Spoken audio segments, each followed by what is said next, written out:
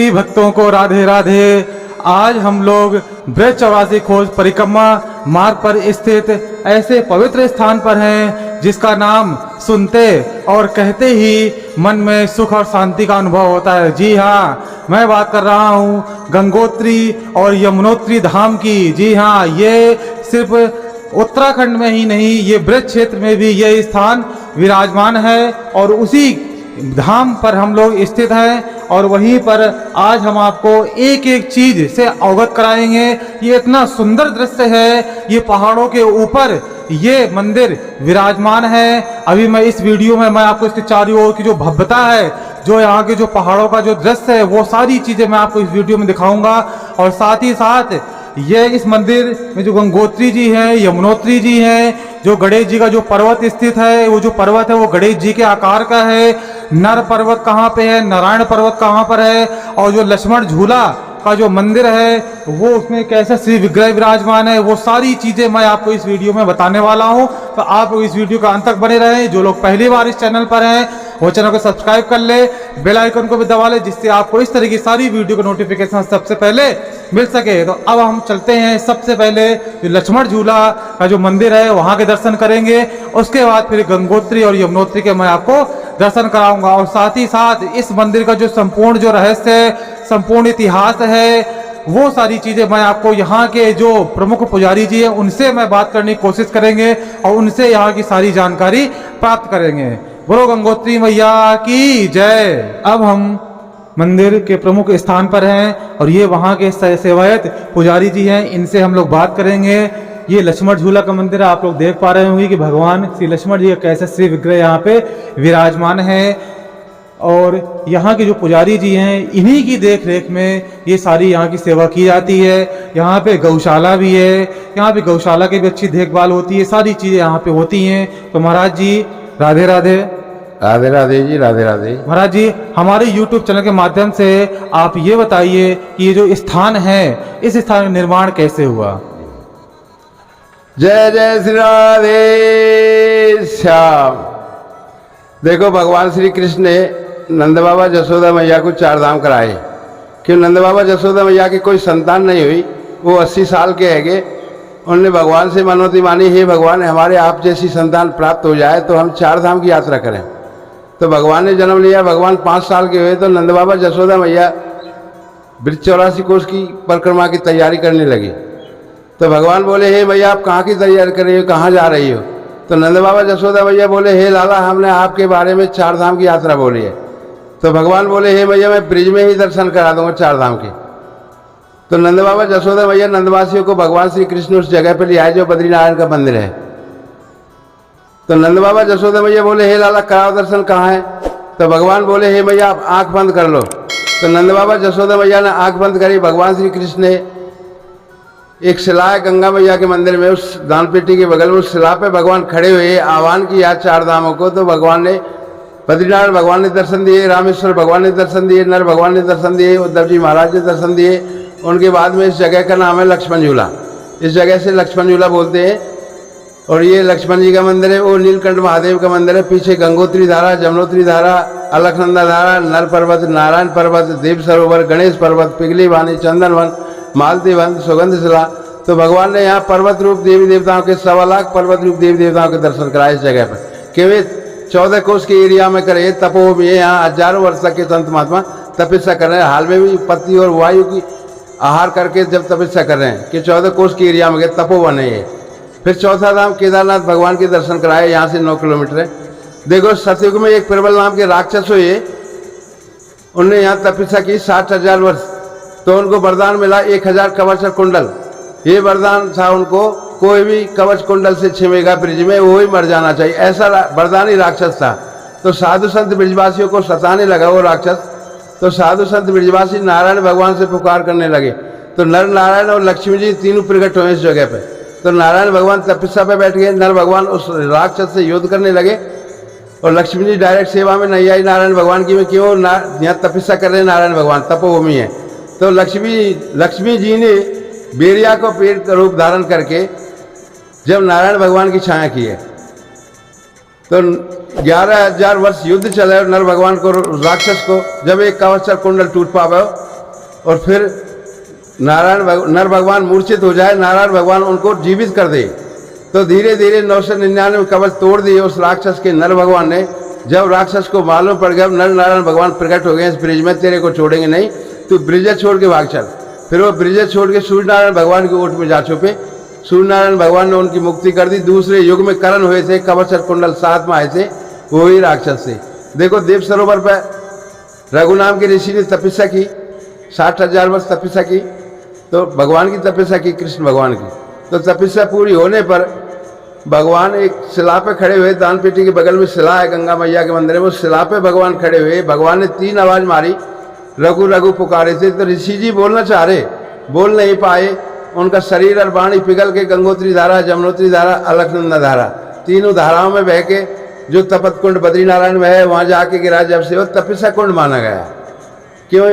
यहाँ तपोभूमि है, यहाँ संत महात्मा तपस्या कर रहे हैं और हजारों वर्ष के संत महात्मा तपस्या कर रहे हैं, जो पत्ती और वायु को आहार करके किसी से मतलब नहीं।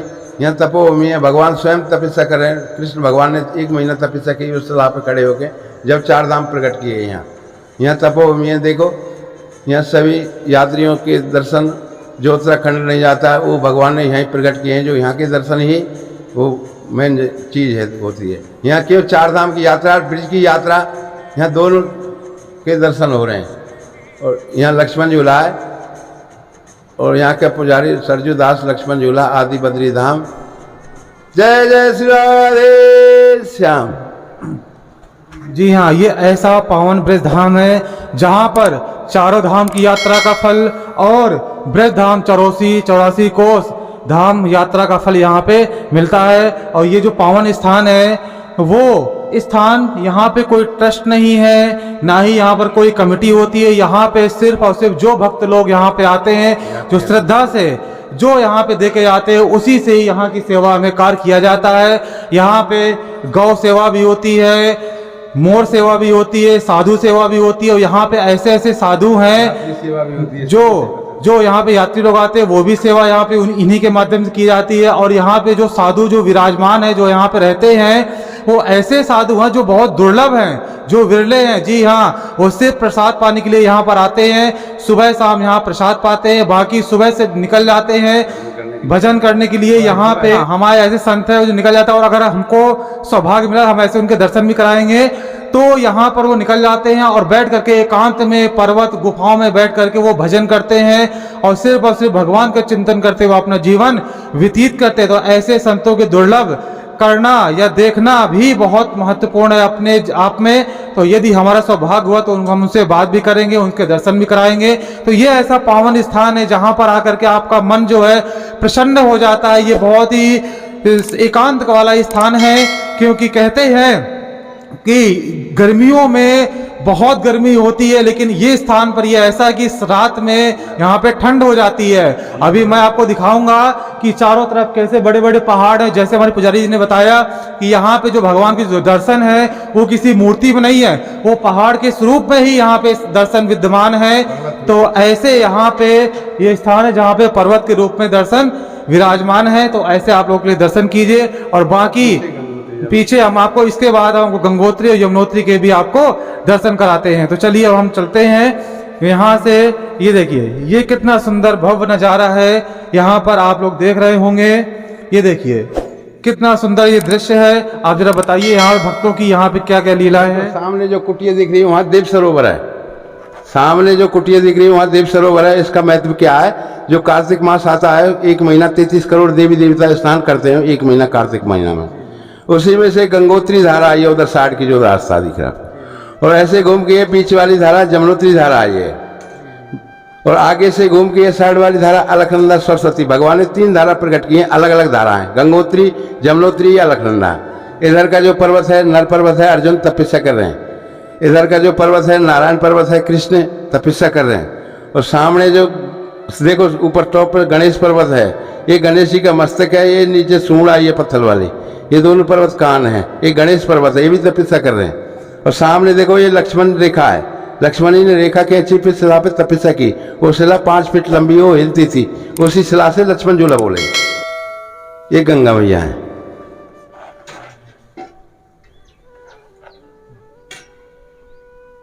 ये माँ गंगोत्री के दर्शन आप लोग कर रहे हैं। देखो यहाँ गाड़ियों की 3 परिक्रमा, पैदल की 1 परिक्रमा बराबर महत्व मिलता है। यहाँ जो भी कोई भी भगत सुन रहा हो उसको 3 परिक्रमा गाड़ियों से जरूर अवश्य करनी चाहिए। क्यों? यहाँ 84 लाख योनियों का होता है 84 कोस यात्रा, 84 लाख योनि और 84 अंगुल का अपना शरीर। कभी भी आप नाप लेना 84 अंगुल का बैठेगा शरीर, इसीलिए ये 84 कोस की यात्रा बनाई है और 84 लाख योनि बनाई है। तो भगवान ने स्वयं प्रकट किए हैं। ये यमुना मैया, ये यमुना महारानी, यमुना पटरानी, भगवान श्री कृष्ण की पटरानी यमुना महारानी, यमुना महारानी। ऐसे पावन दर्शन आप लोग कर रहे हैं। और अभी आपने देखा कि यमुनोत्री की धारा और गंगोत्री की धारा और साथ ही साथ अलकनंदा की धारा, जो 3 धाराएं वहां से निकली हैं, ऐसी धाराएं उत्तराखंड में भी हैं। वही चीज भगवान श्री कृष्ण ने यहाँ पर अपने माता पिता के लिए स्थापित की हैं। तो ऐसा पावन ये स्थान है और भगवान ने इसी शिला पर खड़े होकर के, एक पैर से खड़े होकर के तपस्या की थी। ऐसी दुर्लभ शिला की आप दर्शन कर रहे हैं और यही इसी में तपस्या करने के बाद 4 धाम भगवान श्री कृष्ण ने प्रकट किए थे। जी हाँ, योग माया द्वारा ऐसे शिला के आप लोग ये दर्शन कर रहे हैं। जी हाँ, ये ऐसा सुंदर पेड़ है जहाँ पर भगवान श्री कृष्ण इसके नीचे निवास करते हैं।